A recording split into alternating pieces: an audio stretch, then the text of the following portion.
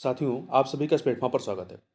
यहाँ पर हम लोग जो है समीक्षा अधिकारी, सहायक समीक्षा अधिकारी प्रारंभिक परीक्षा 2023 के लिए विभिन्न कोचिंग संस्थानों के द्वारा जो टेस्ट सीरीज कराई गई है, उन्हीं में से एक-एक करके टेस्ट पेपर को हम लोग यहाँ पर सॉल्व करेंगे और इसको आप देख सकते हैं, आपके लिए काफ़ी फ़ायदेमंद साबित होगा। तो आज के वीडियो में हम लोग जो है डिकोड कोचिंग संस्थान का जो टेस्ट पेपर है, हिंदी का पहला टेस्ट है, इसको यहाँ पर करेंगे। जैसा कि आप सभी को पता है कि समीक्षा अधिकारी, सहायक समीक्षा अधिकारी की जो प्रारंभिक परीक्षा होती है, उसमें हिंदी वाले पोर्शन में, हिंदी के पेपर में 60 प्रश्न आते हैं और ये 60 प्रश्न 6 टॉपिक से आते हैं। 6 टॉपिक से, प्रत्येक टॉपिक से 10-10 क्वेश्चन आते हैं। 6 टॉपिक आपके क्या हैं? पहला है विलोम शब्द, दूसरा है वाक्य मूर्धनी शुद्धि, तीसरा है अनेक शब्दों के एक शब्द, चौथा है तत्सम एवं तद्भव शब्द, पांचवा विशेष एवं विशेषण है और छठा है पर्यायवाची शब्द। इन 6 टॉपिक से आपके प्रश्न पूछे जाते हैं। तो उन्हीं 6 टॉपिक पे आधारित 60 प्रश्नों को यहाँ पर हम लोग देखेंगे। चलिए प्रारंभ करते हैं। पहला प्रश्न है कि निम्नलिखित युग्मों में से कौन सा सही सुमेलित नहीं है? तद्भव तत्सम से पे आधारित प्रश्न है। तो देखिए यहाँ पे 4 विकल्प दिए गए हैं। पहला आप देखिए, कौन सा सुमेलित नहीं है ये बताना है। सांचा का तत्सम क्या होता है? सच्चक होता है। अखरोट का अछोट होता है, अखरोट का अछोट होता है। चूल्हा का चुल्ली होता है, परंतु मूंछ का मुच्छ नहीं होता है। ठीक है, ये जो है आपका गलत दिया गया है। मूंछ का क्या होता है? शमश्रु होता है। क्या होता है? मूंछ का तत्सम क्या होता है? शमश्रु होता है। अगला है, एक तत्सम शब्द कौन से? ये 4 विकल्पों में से कौन सा तत्सम शब्द है? ठीक है, तो देखिए नारियल क्या है? नारियल आपका तद्भव है। किवाड़ भी तद्भव है। ब्रिक जो है, ब्रिक आपका तत्सम शब्द है। ब्रिक तत्सम है, इसका तद्भव क्या होता है? भेड़िया होता है। साखी भी क्या है? तद्भव है। तो देखिए नारियल का तत्सम क्या होगा? नारियल का तत्सम जो होता है नारी केल होता है, नारी केल होता है। और किवाड़ का जो तद्भव होता है वो कपाट होता है। सॉरी, किवाड़ का तत्सम जो होता है वो कपाट होता है, याद रखिएगा। इसी प्रकार से साखी का जो तत्सम होगा वो साक्षी होगा। ठीक, अगला प्रश्न देख लेते हैं। कौन से युग्म में तत्सम शब्द नहीं है? कौन से युग्म में जो है तत्सम शब्द नहीं है, केवल तद्भव शब्द ही हैं? तो देखिए आप, भ्रमर, मधुक। भ्रमर और मधुक में आपका तत्सम शब्द है। भ्रमर क्या है? आपका तत्सम है, तत्सम शब्द है। कंकती, कंकती और कटहरा, ये जो है तत्सम की दृष्टि से अशुद्ध है। इसमें इसमें जो कंकती, इसमें विकल्प का जो पहला शब्द है वो तत्सम है, कंकती तत्सम है। जबकि दूसरा जो है कटहरा, कटहरा क्या है? तद्भव है। जैसे जो पहला था भ्रमर और मधुक, ये दो के दोनों क्या हैं? तत्सम है। परंतु दूसरे में कंकती तो आपका तत्सम है, परंतु कटहरा जो है वो तत्सम नहीं है। कटहरा तद्भव है। इसका तद्भव तत्सम क्या होता है? काष्ठ गृह होता है। क्या होता है? काष्ठ गृह होता है। ठीक है, देखिए इसके अतिरिक्त श्रृंगाल, जम्बू ये तत्सम है। कदली, इशिका ये भी आपके क्या हैं? तत्सम है। यहां पे आप ध्यान रखिएगा, कंकती, कंकती क्या है? तत्सम है। किसका तत्सम है? कंघी का। कंकती का तद्भव क्या होगा? कंघी होगा, ये याद रखिएगा आप यहां पे। ठीक है, और कटहरा क्या है? तद्भव है, इसका तत्सम क्या होगा? काष्ठगिरी होगा। आगे चलते हैं, कुछ अन्य चीजों को भी इसी के देख लीजिए। जैसे आप देखिए, जो मधुक है, मधुक का तद्भव क्या होगा? मधुक का तद्भव महुआ होता है। भ्रमर का तद्भव क्या होगा? भ्रमर होता है, भ्रमर होता है। और इसी प्रकार से आपका कदली, कदली तत्सम है। किसका तत्सम है? केला का तत्सम है। केला क्या है? तद्भव है। और इशिका, इशिका तत्सम है। किसका तत्सम है? ईंट का। ईंट का तत्सम क्या होता है? इशिका होता है। तो इतनी चीजें आप याद रखिएगा। अब आगे चलते हैं। अगला है, निम्न में से कौन सा एक तत्सम शब्द नहीं है, मतलब कि वो तद्भव है? आलस्य, गोपाल, चटिका, पीढ़ी में से कौन सा तत्सम शब्द नहीं है? तो यहाँ पे आप देखेंगे जो पीढ़ी है, पीढ़ी ये आपका तद्भव है। आलस्य, गोपाल, चटिका ये तत्सम है, परंतु पीढ़ी आपका क्या है? तद्भव शब्द है, तद्भव है। पीढ़ी का तत्सम शब्द क्या होगा? पीठिका होगा। ध्यान रखिएगा, पीढ़ी का तत्सम आपका पीठिका होगा, पीठिका। ठीक है, यहाँ पे लिखा है पीठिका। अब ये जो बाकी 3 आपके तत्सम है, इसके तद्भव क्या है ये भी पता होना चाहिए। आलस्य का आलस्य होता है तद्भव, गोपाल का ग्वाल होता है और चटिका का चिड़िया होता है। चटिका का चिड़िया होता है। आगे बढ़ते हैं, निम्नलिखित में से कौन सा हींग का सही तत्सम शब्द है? कौन सा हींग का जो है सही तत्सम शब्द है? तो आप देखिए, हींग का सही तत्सम शब्द आपका हिंगू है। ए वाला विकल्प जो है ये सही, हींग का तत्सम शब्द क्या हुआ? हिंगू होगा। आगे बढ़ते हैं। अगला है, संदर्शिका किसका तत्सम है? संदर्शिका जो है ये किसका तत्सम है? तो संदर्शिका जो है सणसी का तत्सम है। सणसी क्या है? तद्भव है, इसका तत्सम आपका संदर्शिका हो जाएगा। ठीक है, संदर्शिका, संदेशिका, संदर्श एक तत्सम शब्द, तीनों जो है सणसी के लिए ही क्या है? तत्सम है। संदर्शिका, संदेशिका, संदर्श। आगे चलते हैं। अखरोट शब्द का, अखरोट का तत्सम क्या होगा? अखरोट का तत्सम अछोट होगा। क्या होगा? अछोट होगा। वहीं जो अछवाट है, अछवाट ये तत्सम शब्द है, इसका तद्भव क्या होता है? अखाड़ा होता है। ध्यान रखिएगा, अछवाट का तत्सम क्या होता है? तद्भव क्या होता है? अखाड़ा होता है। आगे चलते हैं। पनही शब्द का तत्सम रूप क्या होगा? पनही का उपानह होगा। पनही शब्द का तत्सम क्या होगा? उपानह होगा। और जो पर्ण है, पर्ण तत्सम है, पर्ण का तद्भव क्या होगा? पान होगा। तांबुल जो है वो पान का पर्यायवाची होता है।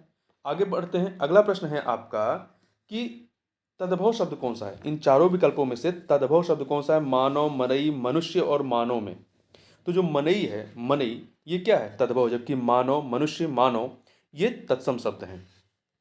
मनई तद्भव है, इसका तत्सम क्या होता है? मानव होता है।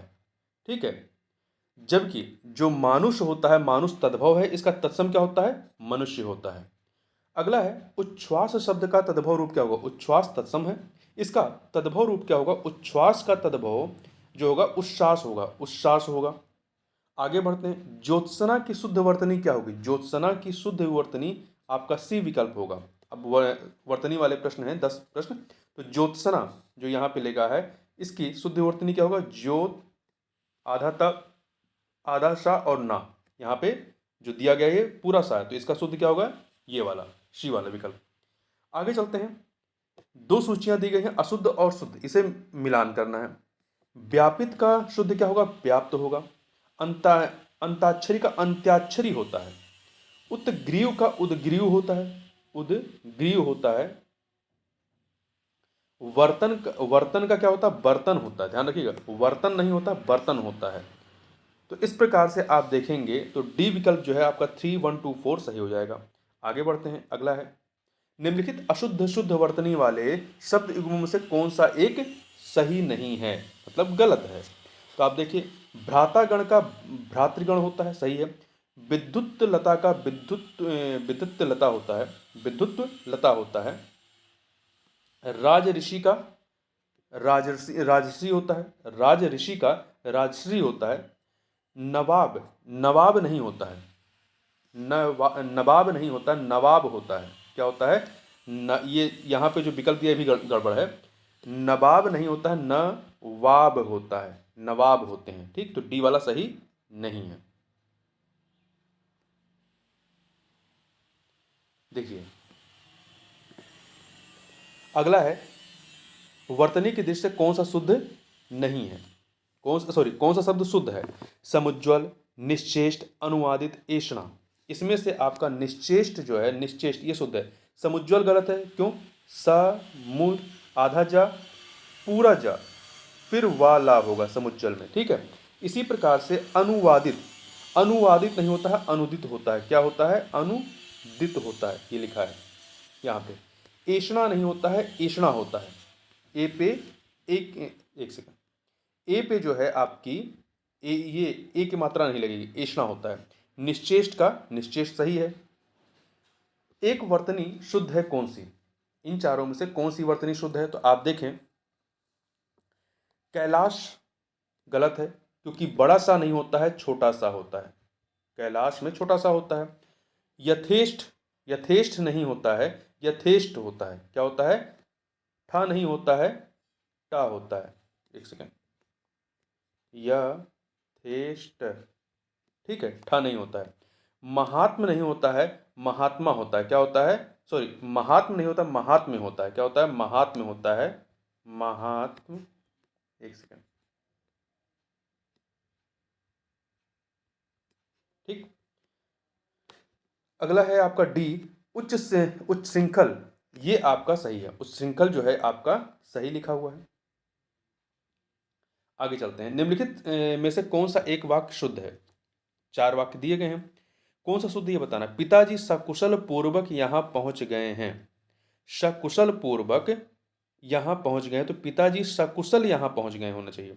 सकुशल पूर्वक मतलब जब सकुशल लगा दिए तो पूर्वक की जरूरत नहीं, तो यहाँ पिताजी कुशल यहाँ पहुंच गए हैं होगा। दूसरा है हल्का सा हवा का झोंकाया, ये गलत है। हवा का हल्का सा झोंकाया क्या होना चाहिए? हवा का हल्का सा झोंका होगा, ये भी गलत है। बी वाला। सी वाला देखें, शत्रु पर गोले और तोपों से आक्रमण कर दिया गया, नहीं। शत्रु पर गोले नहीं होगा, गोलों होगा। गोलों और तोपों से आक्रमण कर दिया गया। वहीं डी वाला है, एक गाय, 2 घोड़े और एक बकरी मैदान में चर रही है। चर रही है, तो यहाँ पे चर रही है नहीं होगा। आप सोच सकते हैं कि यहाँ बहुवचन दिया गया है, कई सारे जानवर हैं, तो है होना चाहिए, नहीं, जो आखिरी वाला होगा उसके हिसाब से यहाँ पर रहेगा। तो बकरी आखिरी में, तो एक बकरी है, बकरी मैदान में चर रही है। अगला है, नीचे दिए गए वाक्यों में से कौन सा वाक्य त्रुटिहीन है, मतलब सही है। देखिए, पहला है, मेरे घर के पास एक पान की दुकान है। एक पान की दुकान नहीं होती है, मेरे घर के पास पान की एक दुकान है, ये शुद्ध होना चाहिए। तो मेरे घर के पास पान की दुकान, तो डी विकल्प आपका यहाँ पर शुद्ध हो जाएगा, सही हो जाएगा। तो पहले वाले में देखिए गड़बड़ था, दूसरे में क्या गड़बड़ है? मेरे घर के पास एक पान की दुकान स्थित है, नहीं, दुकान है। मेरे घर के पास एक पानों की दुकान है, एक पानों की दुकान है, मतलब सबके पास एक एक पानी है, ये गलत है। अगला प्रश्न है कि निम्नलिखित में से कौन सा वाक्य शुद्ध है? चारों में से कौन सा वाक्य शुद्ध है वो हमें बताना है। देखिए, उसने अपने कमाई का अधिकांश भाग गवा दिया। अधिकांश भी लगा रहे हैं और भाग भी लगा रहे हैं। अधिकांश में अंश आ गया ना, तो भाग की जरूरत नहीं है, अधिकांश गवा दिया होता है। उसने अपनी कमाई का अधिकांश गवा दिया, ये सही होगा, तो यहाँ पे डी विकल्प आपका सही होगा। अगला है, एक की वर्तनी शुद्ध है, किसकी? आविष्कार, देवर्षि, देवार्षि, निशब्द, जमाता। तो यहाँ पे आविष्कार जो लिखा है सही है, और जबकि अन्य जो है गलत है। देखिए, देवार्षि नहीं होता है, देव ऋषि होता है। देवार्षि नहीं, देव ऋषि, देवर्षि होता है, देवर्षि होता है, ठीक है। नि शब्द नहीं होता, निह शब्द होता है। निह के बाद बिंदी लगेगा, फिर शब्द। जमाता नहीं होता है, जामाता होता है। जा पे आ की मात्रा लगेगा, जामाता, ठीक। अगला है, निम्नलिखित में से कौन सा शब्द वर्तनिक दृष्टि से गलत है? निम्नलिखित में से कौन सा शब्द जो है वो वर्तनिक की दृष्टि से गलत है? पांचवा, निशब्द, बांस और आंख। तो यहाँ पे देखिए, पांचवा सही है, निशब्द सही है, बांस सही है, आंख जो है आपका गलत है, क्योंकि आंख पे यहाँ पे आपका चंद्र बिंदी होना चाहिए, चंद्र बिंदी होगा। अगला है, उद्धत शब्द का विलोम। अब विलोम वाले देखते हैं, उद्धत का विलोम क्या होगा? उद्धत का विलोम जो है आपका अनुद्धत भी होगा, सॉरी, उद्धत का विनम्र होगा और विनीत होगा, दोनों होगा। उद्धत का विलोम विनम्र और विनीत दोनों होता है। वहीं असीम का विलोम क्या होता है? असीम का विलोम जो है ससीम होता है। असीम का विलोम जो होता है वो ससीम होता है। आगे देखें, कौन सा विलोम युग्म गलत है? तो देखिए, इति का अथ होता है, सही है। सामीप्य का पार्थक्य होता है, सही है। सौम्य का उग्र होता है, तो तीन के तीनों ही आपके क्या है, सही, इसलिए डी विकल्प हो जाएगा। अगला है, आगामी का विलोम क्या होगा? आगामी का विगत होगा। आगामी का क्या होगा? विगत होगा। वहीं कृपण का विलोम क्या होगा? कृपण मतलब कंजूस, तो कृपण का विलोम क्या होता है? दाता। कृष का विलोम क्या होगा? कृष का कृष का विलोम आपका पुष्ट हो जाएगा। कृष मतलब कमजोर का पुष्ट हो जाएगा, कृष का विलोम आपका पुष्ट हो जाएगा। वहीं अगला देखें, साहचर्य का विलोम क्या होगा? साहचर्य का जो विलोम होगा वो अलगाव होगा। साहचर्य का विलोम अलगाव या पृथक्करण होता है। असहयोग का सहयोग होगा, असहयोग का विलोम सहयोग होगा। वैमनस्य का विलोम जो है सौमनस्य होगा। वैमनस्य का विलोम, ये जो वैमनस्य, इसका सौमनस्य होगा। असहयोग का सहयोग होगा, ठीक है। साहचर्य का आपका अलगाव हो जाएगा। अगला है, निद्रा का विलोम क्या होगा? निद्रा का विलोम अनिद्रा हो जाएगा, इसका विलोम जागरण भी हो सकता है। अगला है, शुष्क का विलोम क्या होगा? शुष्क का आर्द्र हो जाएगा, शुष्क का आर्द्र हो जाएगा। उष्ण का शीत हो जाएगा, ठंडा का गर्म हो जाएगा। चेतन का विलोम क्या होगा? चेतन का अचेतन होगा। चेतन का क्या होगा? अचेतन होगा। चेतन का जड़ भी हो सकता है। आगे चलते हैं। जो निकेतन लिखा है ये घर का पर्यायवाची है। अगला है सुधामयी, वात्सल्यमयी, तू प्रेममयी। वाक्य में अब विशेषण विशेष वाले प्रश्न देखेंगे। सुधामयी, वात्सल्यमयी, तू प्रेममयी है। वाक्य में विशेष क्या है? विशेष क्या होता है? जिसकी विशेषता बताई जा रही है, और जिस शब्द से विशेषता बताते हैं उसे विशेषण कहते हैं। जिसकी विशेषता बताई जाती है उसे विशेष कहते हैं। तो किसकी विशेषता बताई जा रही है?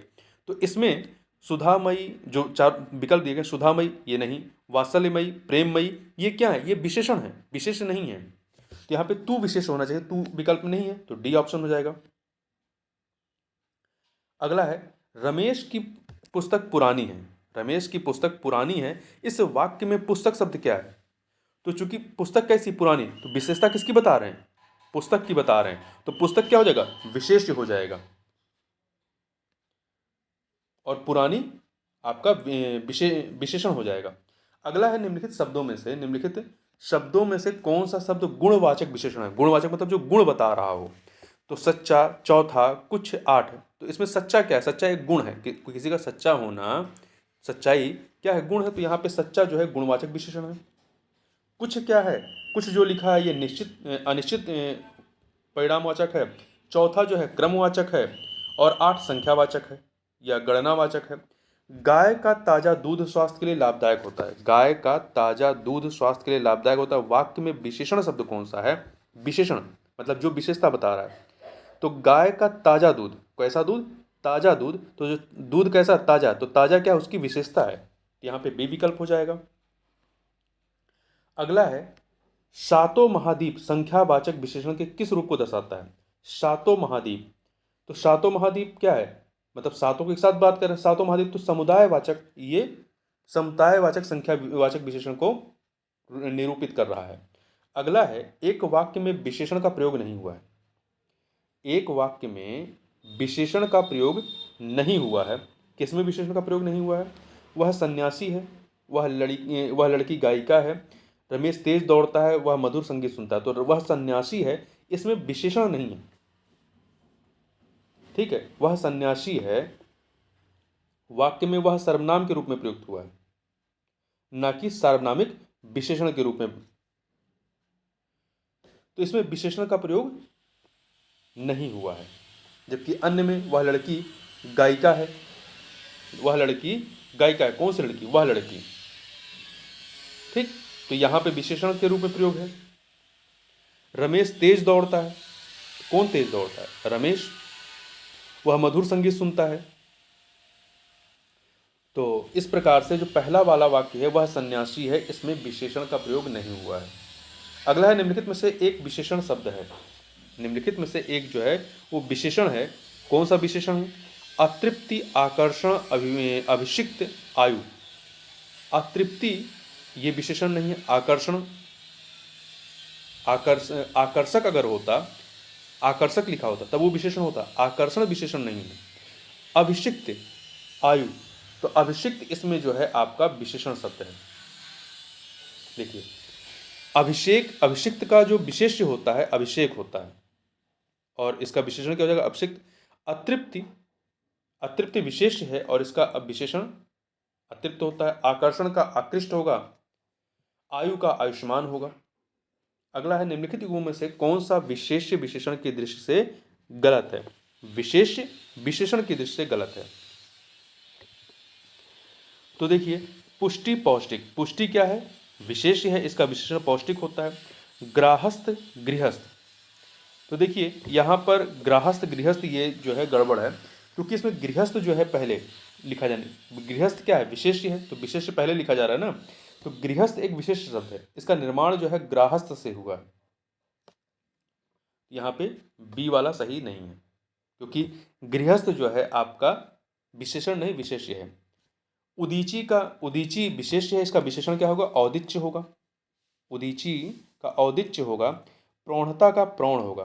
प्रौढ़ता विशेष्य है और इसका विशेषण प्रौढ़ होता है। अगला निम्नलिखित में से एक विशेष शब्द है। निम्नलिखित में एक विशेष शब्द है, कौन सा?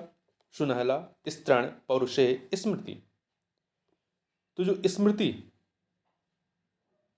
जो है ये क्या है? विशेष शब्द है, अन्य विशेष नहीं है।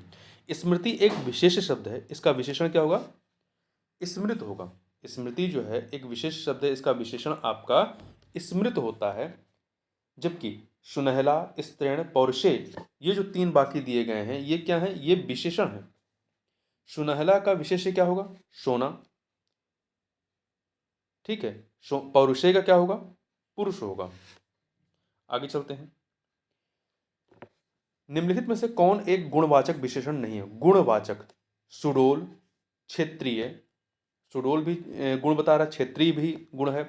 थोड़ा सा ये गुणवाचक नहीं है, ये अनिश्चित परिमाणवाचक विशेषण है। प्राचीन भी गुणवाचक है। अनायत किस वाक्यांश से वाक्यांश हेतु एक शब्द है, मतलब वाक्यों के लिए एक शब्द वाली 10 प्रश्न हम लोग देखेंगे। अनायत किस वाक्यांश हेतु एक शब्द है? अनायत, जो वश में ना हुआ हो उसे क्या कहते हैं? अनायत कहते हैं। जो वश में ना हुआ हो उसे अनायत कहते हैं। जीने की प्रबल इच्छा, इसे जिजीप्सा कहते हैं। जीने की प्रबल इच्छा को जिजीप्सा कहते हैं। अगला, निम्नलिखित में से कौन सा एक सही सुमेलित नहीं है वाक्यांश के लिए एक शब्द? जिसे बुलाया ना गया हो उसे अनाहुत कहते हैं। जिसका निवारण ना हो सके अनिवार्य होता है। जिसने प्रतिष्ठा प्राप्त की है प्रतिष्ठित होता है। जो व्याकरण जानता है वो व्याकरण हो, उसके लिए एक शब्द होता है व्याकरण। तो यहाँ पे जिसने प्रतिष्ठा प्राप्त की है ये प्रतिष्ठित नहीं होता है। जिसने प्रतिष्ठा प्राप्त की है उसके लिए शब्द क्या होता है? लब्ध प्रतिष्ठित होता है। प्रतिष्ठित नहीं होता, लब्ध प्रतिष्ठित होता है। तो इसलिए सी वाला विकल्प गलत है। अगला है, कानून का रूप देने के लिए प्रस्तुत किया गया प्रस्ताव या मसौदा के कहते हैं उसे उसे विधेयक कहते हैं। फिर वो जब पारित हो जाता है, राष्ट्रपति सिग्नेचर कर देता है तो उसे अधिनियम कहते हैं। ठीक है, विधेयक इंग्लिश बिल होती है। अगला है, हरावल किस वाक्यांश के लिए सही शब्द है? हरावल, राजा सेना का वह भाग जो सबसे आगे रहता है उसे क्या कहते हैं? हरावल कहते हैं। अगला है, सृजन करने की इच्छा के लिए एक शब्द क्या होगा? इसका सी सृच्छा। सृजन करने की इच्छा के लिए एक शब्द है सी सृच्छा। जहां खाना मुफ्त में मिलता है उसे सदा व्रत कहते हैं। क्या कहते हैं? उसे सदा व्रत कहते हैं। उसके लिए एक शब्द होता है सर्वदा कल्याण करने वाले के लिए एक शब्द है सदाशिव। ठीक है, और सदा रहने वाले को सदाभाव कहते हैं। और हमेशा सुखी रहने वाले को एक शब्द में सदाशुभ कहते हैं। अगला है, सब्यसाची शब्द के लिए एक वाक्य। सब्यसाची, बाएं हाथ से कार्य करने वाले को सब्यसाची कहा जाता है। और सदा सत्य बोलने वाले को सत्यवादी कहते हैं। जिसने बहुत कुछ सुना हो उसे बहुश्रुता कहते हैं। बहुश्रुता, अपनी इच्छा के अनुसार आचरण करने वाले को स्वेच्छाचारी कहते हैं। क्या कहते हैं? स्वेच्छाचारी कहते हैं। आगे चलते हैं। अगला प्रश्न है, दिए गए शब्दों में से कौन सा शब्द जो अवैध संतान हो उसके लिए प्रयुक्त होता है? तो अवैध संतान के लिए जारज शब्द का प्रयोग करते हैं। गोद लिए हुए पुत्र को दत्तक पुत्र कहते हैं। जो ऊंचे कुल में उत्पन्न हुआ हो उसे कुलीन कहते हैं। जिसका जन्म शूद्र वर्ण में हुआ हो उसे अंत्यज कहते हैं। अगला है, पुरंधरी शब्द के लिए कौन सा वाक्य उपयुक्त है? पुरंधरी, पुरंधरी, जिस स्त्री के पुत्र और पति हों उसे पुरंधरी, उसके लिए एक शब्द होता है पुरंधरी। ठीक है, पति के द्वारा छोड़ दी गई स्त्री को क्या कहते हैं? इसे पति के द्वारा छोड़ दी गई स्त्री को परित्यक्ता कहते हैं। और वह स्त्री जो परपुरुष से प्रेम करती है उसे परकीया कहते हैं। परकीया, वह स्त्री जिसका पति मर गया हो उसे विधवा कहते हैं। आगे चलते हैं।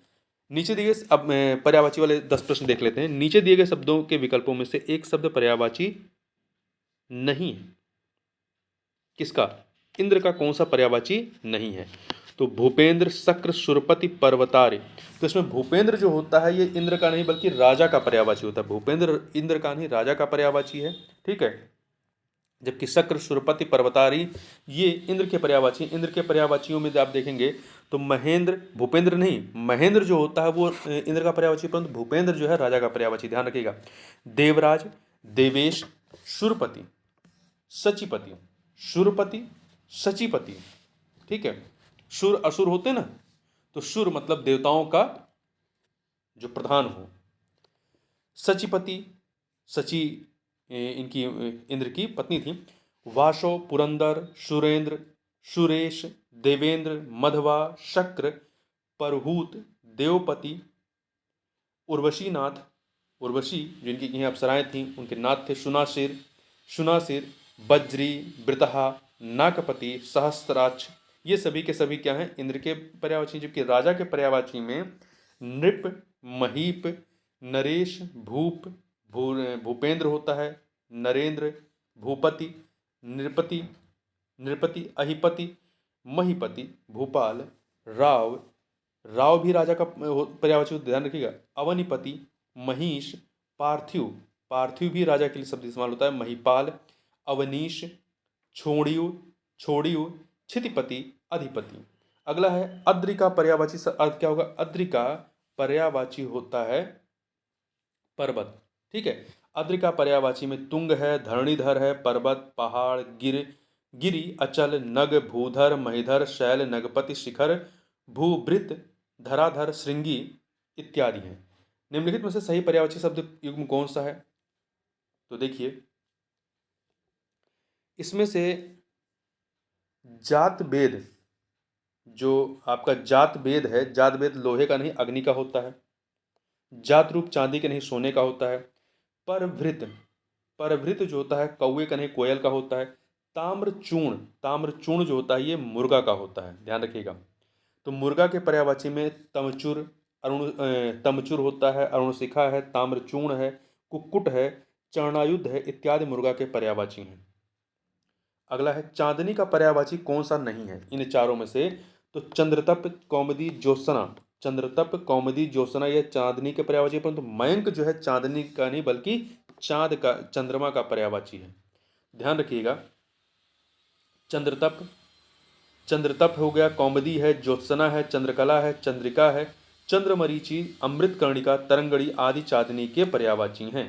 आदि क्या हैं? चांदनी के पर्यायवाची हैं। जबकि चंद्रमा के पर्यायवाची क्या होंगे? चांद, हिमांशु, इंदु, विधु, तारापति, चंद्र, शशि, हिमकर, राकेश, रजनीश, निशानाथ मतलब रात के राजा, सोम, मयंक, शारंग, सुधाकर, कलानिधि, सुधांशु, निशाकर, शशांक, राकापति, मृगांक, औषधीश, द्विजरज, रजनीपति, क्षयनाथ, विश्वविलोचन, राकेंद्र, चंद्रिकाकांत, दधिसुत, हियभानु, हियवान, हेकर, मरीचिमाली, छयाकर, नक्षत्रेश ये सभी चंद्रमा के पर्यायवाची हैं। निम्नलिखित में से कौन सा शब्द सरस्वती का पर्यायवाची नहीं है? तो बीणा पड़ी, महाश्वेता, भारती ये सरस्वती के पर्यायवाची हैं, परंतु पद्मा जो है ये लक्ष्मी का पर्यायवाची है। पद्मा लक्ष्मी के पर्यायवाची हैं। देखिए सरस्वती के पर्यायवाची में क्या है? भारती, बीणा पड़ी, महाश्वेता, इला, वागीश, कर्णिका, ब्राह्मी, गिरा, निछात्री, बागेश्वरी, शारदा इत्यादि। अगला है निम्नलिखित में से कौन सा शब्द अरण्य का पर्यायवाची शब्द नहीं है? अरण्य मतलब वन होता है। तो कांतार, विपिन, कानन ये सभी जंगल के पर्यायवाची हैं या अरण्य के पर्यायवाची। सुरभोग जो होता है, सुरभोग ये अरण्य का नहीं बल्कि अमृत का पर्यायवाची होता है। अरण्य अमृत का, सुरभोग जो है ये अमृत का पर्यायवाची है। अगला है अश्व का पर्यायवाची। अश्व मतलब घोड़ा का पर्यायवाची कौन सा नहीं है? घोटक, घोड़ा है परंतु तरंग जो है, तरंग ये आपका लहर का पर्यायवाची होता है। तो घोड़े में घोटा, घोड़ा, घोटक, घोड़ा है, तुरंग, बाज इत्यादि होते हैं। मार का पर्यायवाची क्या होता है? मार जो है आपका किसका? कामदेव का है। तो कामदेव के अन्य में क्या आता है? अनंग, अनंग कामदेव को कहते हैं। तो मार अनंग का पर्यायवाची। मार के अन्य पर्यायवाची में काम, कंदर्प, मदन, मंथम, मनमथ, मनोज, मनीषिज, केतन, मकरध्वज, पंचशर, रतिपति, स्मर इत्यादि हैं। ये सभी कामदेव के लिए। पत्थर का पर्यायवाची कौन सा नहीं है? तो पाहन है, उपल, पाषाण है, उरग नहीं है। उरग जो होता है सांप का होता है। उरग जो है सांप का पर्यायवाची, जबकि पाहन, उपल, पाषाण, प्रस्तर आदि पत्थर के पर्यायवाची हैं। अगला है कौन सा शब्द अहि का पर्यायवाची नहीं है? कौन सा शब्द जो है अहि का पर्यायवाची नहीं है? अहि, तो देखें अहि मतलब सांप के लिए इस्तेमाल होता है। उरग सरीसृप भुजंग, उरग सरीसृप पवनाश है, भुजंग है, विषधर है, ब्याल है, फड़ी, पनंग इत्यादि अहि के पर्यायवाची मतलब सांप के पर्यायवाची होते हैं। सिंदूर जो होता है ये अहि का पर्यायवाची नहीं है। ठीक है, मतलब सांप का पर्यायवाची सिंदूर नहीं है। तो इस प्रकार से यहाँ पर हम लोगों ने इस वीडियो में 60 प्रश्नों को देखा। तो इस वीडियो में बस इतना ही। मिलते हैं नेक्स्ट वीडियो में, तो तक के लिए बहुत बहुत धन्यवाद।